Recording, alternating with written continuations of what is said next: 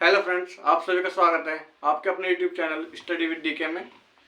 जैसा कि आप सभी लोगों को पता है कि मैं सीटेट के एग्ज़ाम के रिगार्डिंग आपको सीडीपी का एक जो पोर्शन आता है 30 नंबर का वो कंप्लीट करा रहा हूँ। इससे पहले वीडियो में हमने आपको एक चैप्टर पढ़ाया था जिसका नाम था इंटेलिजेंस, बुद्धि। तो आज की वीडियो में हम कंप्लीट करने वाले हैं एक और नया चैप्टर जिसका नाम है growth and development. Growth and development means वृद्धि और विकास। इस पूरे वीडियो के अंदर ये चैप्टर आपको पूरा आपका कवर हो जाएगा।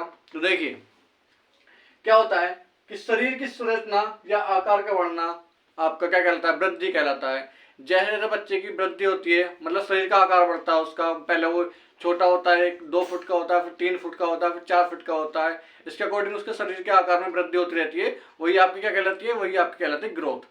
ठीक है, अब इसी के एंटी क्या है, आपका डेवलपमेंट है। इसमें क्या होता है, जब हमारा मानसिक, सामाजिक और बौद्धिक आदि पक्षों में परिपक्वता आ जाती है, जब इंसान अपना सोचना स्टार्ट कर देता है, अच्छे बुरे की उसे पहचान हो जाती है, उससे वो अच्छे मतलब परिपक्व हो जाता है, अपने समाज में रहने के योग्य हो जाता है, वही उसका क्या कहलाता है, वही उसका कहलाता है विकास। कि आप इस बच्चे के अंदर डेवलपमेंट स्टार्ट होना शुरू हो गया है, उसे कहते हैं विकास।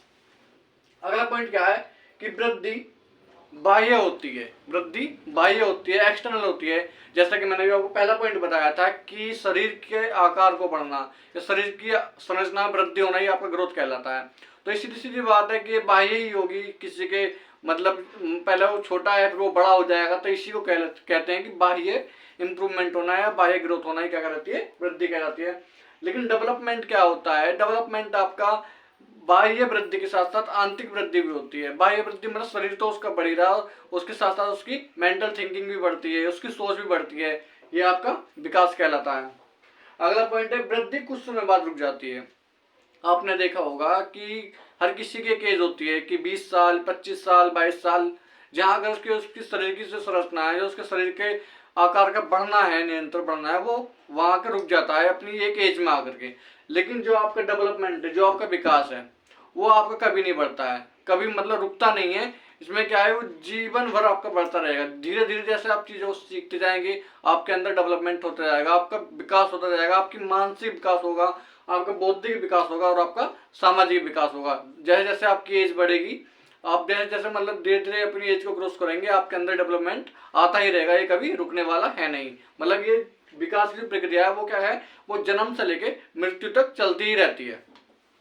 अगला पॉइंट है वृद्धि का निश्चित क्रम नहीं होता है।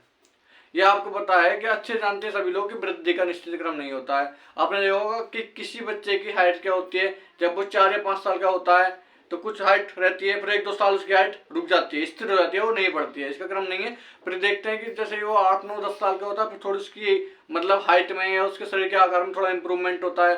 फिर आकर 10-12 साल के बीच फिर उसकी हाइट रुक जाती है।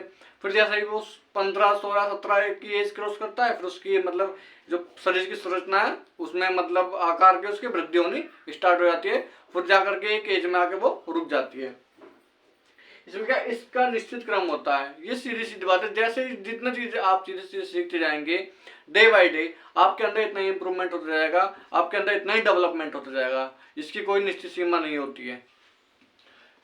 वृद्धि को माप सकते हैं, जैसा कि मैंने आपको क्या बताया कि जब कोई बच्चा है, कोई भी वयस्क है, उसकी मतलब हाइट को मेजर कर सकते हैं कि हाँ ये 5 फुट का है, ये 4 फुट का है, ये 3 फुट का है।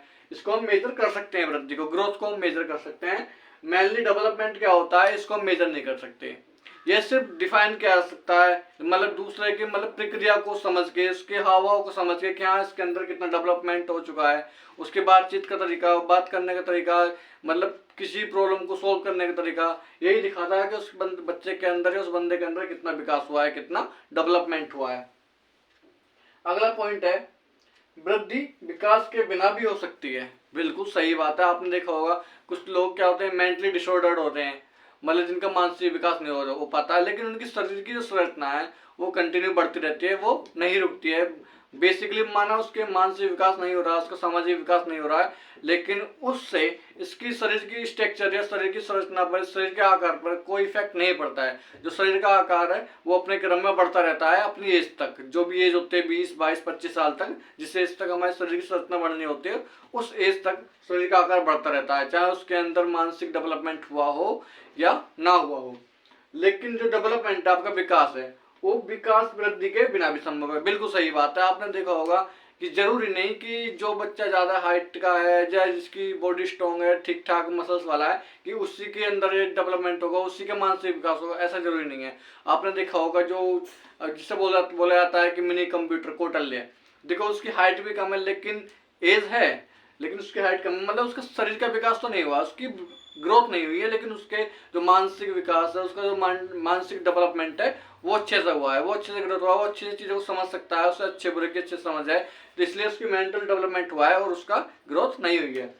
आपका जो विकास होता है वो बहुआयामी होता है। जैसा आपकी अब मैंने बुद्धि बताई थी ना, इंटेलिजेंस, कि बहुत दिशात्मक होती है, मल्टी डायमेंशनल होती है, ऐसे ही आपका विकास भी जो होता है, मतलब वो आपका मल्टी डायमेंशनल होता है, मतलब बहुआयामी होता है। तो इन सब पॉइंटों को देखकर आपको पता चला होगा कि विकास क्या होता है और वृद्धि क्या होती है।